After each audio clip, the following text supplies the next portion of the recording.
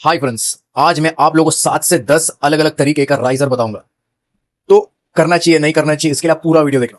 पहले मैं आपको सारा वेरिएशन बता देता हूं, उसके बाद आप देख लेना आपके लिए क्या जरूरी है क्या नहीं है। एंड जो भी सीरियस लोग हैं, जो भी आर्म रेसलिंग में सीरियसली आगे बढ़ना चाहते हैं, तो वो लोग, मैं जो भी वर्कआउट पहले बता रहा हूं, जो लोग टाइम पास कर आप लोग देख सकते हो एंड उसके बाद जा सकते हो। लेकिन जो भी सीरियसली करना चाहते हैं वो लोग उसके बाद भी रुक के समझ के जाओ कि मैं आप लोग को सारे डिफरेंट टाइप्स ऑफ राइजिंग बता देता हूं, उसके बाद आप लोग खुश हो जाओगे। ठीक है, तो सबसे पहले जो राइजिंग करना है, देखो एक बेस है, आप डायरेक्ट कर सकते हो, ठीक है, डायरेक्ट करके भी राइजर कर सकते हो, लेकिन एक ऐसे और एक ऊपर से आना चाहिए। ठीक है, बीच में से नहीं होना चाहिए, ऐसे नहीं होना चाहिए। अगर आपको प्रॉपरली ये राइजिंग को ही ट्रेन करना है, बेटर वे में टारगेट करना है तो आप ऐसे पकड़ो और एक डायरेक्टली जा सकते हैं। दूसरा वे है आप व्रिस्ट पे डालो, देन घुमा के ऊपर लेके आते हो जैसा डेवन लेरेट करते हो। तीसरा वे है आप थंब पे डालो एंड देन ऊपर लेके, ठीक है, थंब पे डाल के आप ऊपर लेके आते हो। फर्क कुछ नहीं है, थंब वाला थोड़ा सा स्टेबल लगेगा, व्रिस्ट वाला जो है थोड़ा सा अनस्टेबल लगेगा, लिफ्ट ऑलमोस्ट सेम ही जाएगा तीनों में। ठीक है, ये सिर्फ पकड़ने का तरीका है, आप जैसा चाहिए पकड़ सकते हो, ज्यादा कुछ फर्क नहीं आने वाला। ठीक है, फिर अभी इसके बाद आता है अभी राइजर कैसे कैसे अलग अलग तरीके से मार सकते हैं। तो सबसे पहला तरीका है, ठीक है, आप जैसा चाहिए डालो, व्रिस्ट थंब जैसे भी रहेगा, ओवर द फिंगर। ठीक है, अब इसमें देखो मेरा फिंगर्स के ऊपर रखा है मैंने, ओवर द फिंगर राइजर। अभी मैं फिंगर के ऊपर रख के राइजर करूंगा। ठीक है, सेकेंड तरीका है ओवर द नकल। ये देखो, नकल के ऊपर, नकल के ऊपर रख के मैं राइजर करूंगा। जूडो बेल्ट हो, आपको जूडो बेल्ट के साथ भी बता देता हूँ, जूडो बेल्ट के साथ यूजुअली लोग करते हैं, तो मैं जूडो बेल्ट के साथ ही बता देता हूँ।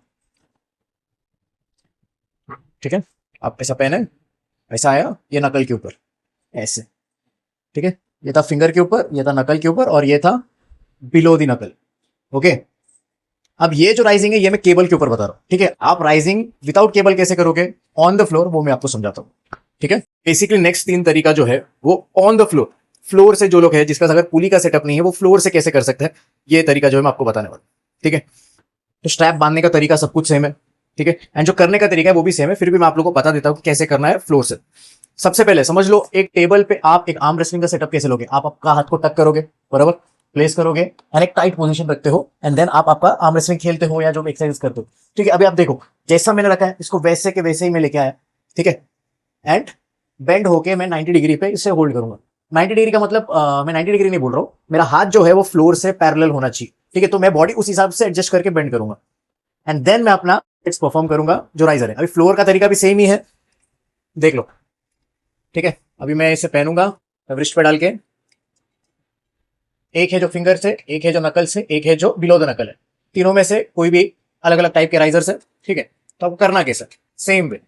ठीक है, मैं पहले कनेक्शन लूंगा एंड देन एक ये पोजीशन में आना है, तो मैं एक पोजीशन लूंगा, राइजर लेगा। ठीक है, कनेक्शन, ठीक है, टक, ऐसा फील करना है कि मैं टेबल कर रहा हूं, वैसे ही मुझे टाइट रखना है एंड देन लिफ्ट। यहां से मैं ऐसे रेप्स मारूं या होल्ड करूं या फिर डेड लिफ्ट करूं, इसके साथ वो हर किसी का अपना चॉइस है।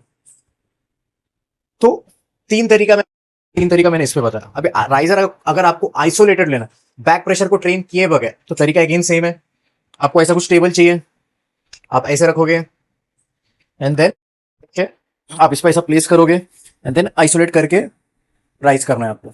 अभी अगेन सेम, आप इस पे रख सकते हो, आप नकल पे रख सकते हो एंड राइजर कर सकते हो, आप बिलो द नकल रख सकते हो एंड प्रोनेशन के साथ थोड़ा बहुत राइजर हो जाएगा। टोटल 9 तरीके के राइजर बताया आपको। अभी जिसे भी इंटरेस्ट है वो वीडियो आगे देखना, जिसे भी सिर्फ जानना था कि राइजर के अलग अलग तरीके क्या है, मैंने बता दिया है। अलग तरीके और आपको नहीं समझ में आएगा, लेकिन अगर जिसे भी चैंपियंस बनना है, जिसको भी समझना है कंसेप्ट को, ट्रेनिंग को जिसे भी समझना है, रुको और अभी वीडियो को समझो। ठीक है, तो अगर आप लोग अभी भी रुके हुए हो, इसका मतलब ये है कि आप लोगों को चैंपियन ही बनना है। ये नहीं है कि आप आपके मोहल्ले में जीत रहे हो, आप उससे खुश नहीं, आपको आगे जाना है। सो ट्रेनिंग में स्ट्रेंथ आपका बढ़ना बहुत ज्यादा जरूरी है। अब ऐसे यंगस्टर्स हो या फिर काफी हद तक जो जिम से रिलेटेड ना हो, बहुत सारे मिसकंसेप्शन है कि लोगों को लगता है कि बहुत सारे वेरिएशन जब ट्रेन करेंगे, हम लोग केबल पे भी करेंगे, फ्लोर से भी करेंगे, तब जाके आपका स्ट्रेंथ बढ़ेगा। नहीं, ये बात गलत है। बेसिकली आपको क्या करना है, राइजिंग मतलब आपका ये जो ability to rise back pressure के साथ ऑन टेबल, ये काम आता है, बराबर। तो जब आप ऑन टेबल जाते हो, किसी के साथ पंजा लड़ा रहे हो, आप बैक प्रेशर के साथ जब राइज कर रहे हो, सो आप फिलहाल जो आप एक वेक्टर यूज कर रहे हो वो राइजिंग का, उसके साथ कपिंग प्रोनेशन जो हो रहा है वो अलग है। सो बेसिकली आप कपिंग ट्रेन करोगे या प्रोनेशन भी अलग से ट्रेन करते हो। तो राइजिंग में आपको मल्टीपल वेक्टर्स, जब आप स्पेशली राइजिंग ट्रेन करते हो, आपको मल्टीपल वेक्टर्स देने की जरूरत नहीं है। यह है पॉइंट नंबर 1। अभी सेकेंड पॉइंट पे आते हैं। कितना सा मसल है, आप जब राइज करते हो ये जो मसल है इधर का जो टेंडन है कितना सही है।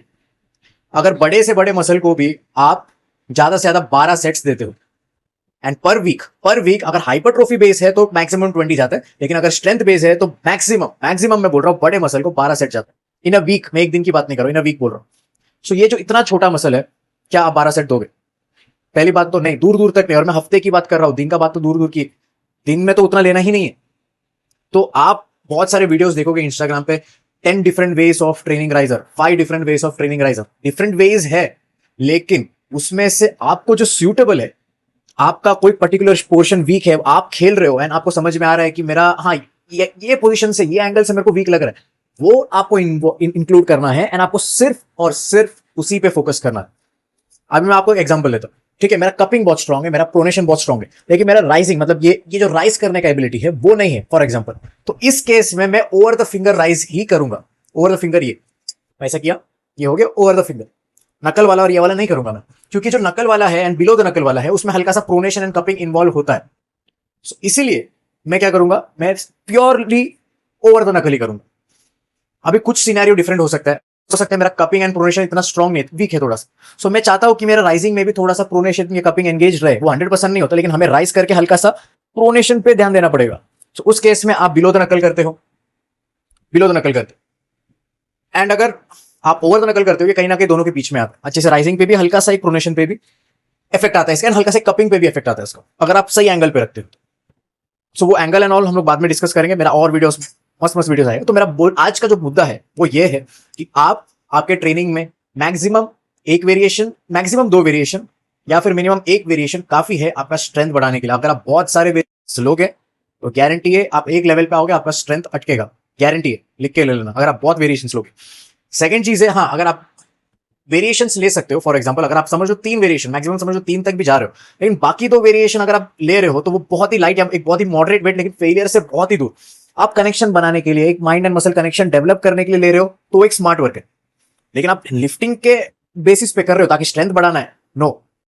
एक ही एक्सरसाइज काफी है राइजर के जो आपको स्ट्रेंथ बढ़ाने के लिए काम आएगा। बाकी एक्सरसाइज, हाँ, आप कनेक्शन डेवलप करने के लिए एक स्लो, लेकिन अगेन उसमें आपको फैटिक बिल्डअप नहीं करना है, या कम से कम फैटिक बिल्डअप कर ना के बराबर करना है, समझ लो वैसे, ताकि आपको मसल रिकवर हो पाए नेक्स्ट सेशन तक। ओके, सो ये रहा मेरा को लेके जो मुद्दा है। आपको अलग बहुत सारे वीडियोस दिखेगा कि ये तरीका करो, ये तरीका है राइजिंग करने का, वो तरीका राइजिंग करने का, लेकिन आपको हर तरीका नहीं करना है। आप देखो, आप समझो, या फिर सिंपल में अगर बोलूं ओवर द फिंगर या ओवर द नकल राइजर रखो सिर्फ आप, बाकी प्रोनेशन एंड कपिंग तो आप ट्रेन कर ही रहे हो, मल्टी स्पिनर के साथ भी आप करते रहोगे। तो उस केस में या फिर इसेंट्रिक ग्रिप पे भी एक अलग अलग वे में प्रोनेटेड या फिर सुपिनेटेड कपिंग आप करते रहोगे। So that is more than enough. तो उसके अलावा जो राइजिंग आप ओवर द फिंगर या ओवर द नकल करो, बस एक ही राइजिंग पे फोकस करो। अगर आप ओवर द नकल कर रहे हो तो वही करते रहो, पर ध्यान देना आप ओवर द नकल में कभी कभी ऐसा होता है कि थोड़ा घूम जाता है एंड आप कपिंग पे ज्यादा ध्यान जाता है, तो उस पर ध्यान रखना कि प्रॉपर राइजिंग ही रहे, आपका राइजिंग पे ही रहे। सो ये चीजों पे बस आप फोकस करना। सो ओवरऑल कितना भी वेरिएशन आपको दिखे, चाहे फ्लोर से हो चाहे केबल से हो, आपको करना एक ही वेरिएशन है स्ट्रेंथ के लिए। बाकी 1 या 2 वेरिएशन आप ऐड कर लो, लेकिन वो hypertrophy work and again form work या फिर कोई कनेक्शन डेवलप करने के लिए है तो वेल एंड गुड। नहीं तो आपका बॉडी थकेगा, आपका मसल थकेगा, चांसेस बढ़ जाएगा, स्ट्रेंथ डेवलपमेंट भी बहुत स्लो होगा या फिर एक टाइम के बाद रुक जाएगा। सो होप सो आपको इस वीडियो से कुछ समझ में आया होगा। मैं इसलिए आपको बोल रहा हूं, अगर आज आप देख रहे हो, अगर एटलीस्ट आपने देख लिया, मुझे मालूम है कि काफी सारे लोग इंप्लीमेंट नहीं करेगा, लेकिन एक कुछ टाइम के बाद आप जब अटकेगा या फिर कुछ वेट नहीं बढ़े वाला बट बढ़ेगा, तब आपको ये वीडियो 100% याद आएगा। एंड देन तब याद रखना कि आपको एक ही वेरिएशन लेना है और वो एक ही वेरिएशन में स्ट्रॉन्ग हो। सो टेक केयर गाइस, मिलते हैं नेक्स्ट वीडियो में, तब तक ऑलवेज भी